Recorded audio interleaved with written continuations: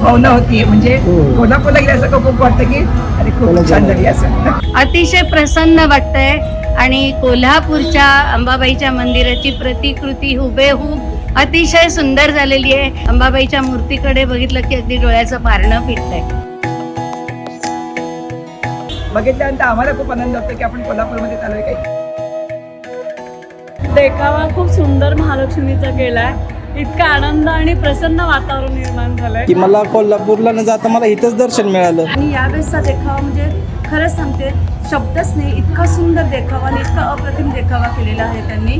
हुबेहूब कोल्हापूरसारखी आणि देवीची मूर्ती तर खूपच सुंदर झालेली. 4 दिवस भजन कीर्तन शेमकरांनी खूप उपक्रम सुंदर राबवलाय. 10 दिवस फार सुरेख कार्यक्रम सगळे इथे होत आहेत आणि त्याच्याबद्दल आबा शिळीमकरांना खूप खूप धन्यवाद. कोल्हापूरच्या महालक्ष्मीची मूर्ती तर अगदी हुबेहूब झालेली आहे. आज आहे पुणे सातारा रोडमध्ये आबा शिळीमकर यांनी पहिल्यांदाच महालक्ष्मीचं मंदिर उभारले. सर्व भक्तांना खूप आनंद झालाय आणि भरपूर जण दर्शनाला येतात ते. आणि त्यांनी जे उपक्रम राबवत आहेत तो अतिशय सुंदर उपक्रम आहे. पहिल्या दिवशी सप्तशती पाठ, अथर्वशीर, श्रीसुक्त, शंकरगीता पारायण, भजनं खूप सुंदर कार्यक्रम राबवत आहेत.